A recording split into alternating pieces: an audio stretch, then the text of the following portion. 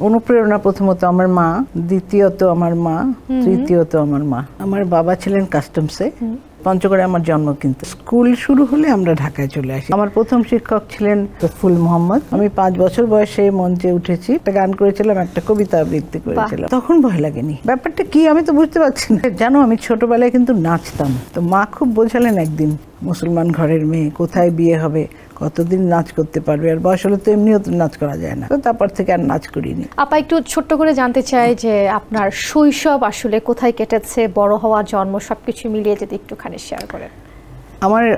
আমার বাবা ছিলেন কাস্টমসে, সে সূত্রে আমার নর্থ বেঙ্গলে অনেক বেশি ছোটবেলায় থাকতে হতো। যেমন পঞ্চগড়ে আমার জন্ম। কিন্তু আমার জন্মই পঞ্চগড়ে। ওখানে তারপর রংপুর, দিনাজপুর, ডোমার, পাটগ্রাম, এইসব জায়গা ছোটবেলায়। কিন্তু ছোটবেলা মানে আমি 6-7 বছর বয়স পর্যন্ত। তারপরে স্কুল শুরু হলে আমরা ঢাকায় চলে আসি। তারপর থেকে ঢাকায় বেড়ে ওঠা স্কুলে।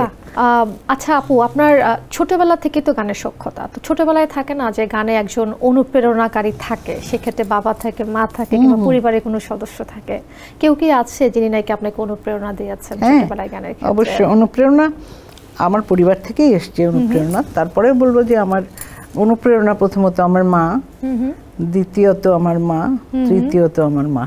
আচ্ছা, আর সবকিছুই মা? হ্যাঁ, তারপরে বাবা তো ছিলেনই সাথে, বাবা আর বোনরা, বড় বোনরা, আর আমার ফ্যামিলি তো ছিলই। আচ্ছা, প্রথম গুরু বা শিক্ষক কে ছিলেন? থাকে না গানে একটা হাতে খড়ির একটা ব্যাপার থাকে, তিনি কে ছিলেন? আমার প্রথম শিক্ষক ছিলেন ফুল মোহাম্মদ। আচ্ছা, তারপরে আমি এসের সময় অনেকের কাছে শিখেছি। মানে ফুল মোহাম্মদ প্রথম গুরু ছিলেন? আচ্ছা আচ্ছা আপা, কখনো কি মনে পড়ে যে যেদিন আবিদা সুলতান একদম প্রথম মাইক হাতে নিয়েছিলেন গান করতে, ওই দিন আসলে কেমন লেগেছিল, আপনার মনে আছে? না, ওটা অনুভূতি হওয়ার মতো বয়স ছিল না। আমি 5 বছর বয়সে মঞ্চে উঠেছি। মঞ্চ ঠিক না, মঞ্চের উপরে আরো একটা টেবিল দিয়ে ছিল, তার উপরে আমাকে দাঁড় করে নাগাল পেতেন না। আচ্ছা, অনুভব করার মতো তখন মনের অবস্থা মানে ওটা অত ছোট ছিলাম আমি, যে সম্ভব ছিল না। নির্ভয়ে গান গেয়ে চলে আসলাম। একটা গান করেছিলাম, একটা কবিতা আবৃত্তি করেছিলাম। তখন কি একটু ভয় কাজ করেছে ওই সময়টাতে? না, তখন ভয় লাগেনি, একদম ভয় লাগেনি। তখন তো ব্যাপারটা কি আমি তো বুঝতে পারছি না। আচ্ছা, বাসায় যেভাবে গান করি, ওখানে সামনে অনেক মানুষ ছিল, অনেক মানুষ ছিল, এবং এটা ছিল মুন্সিগঞ্জে।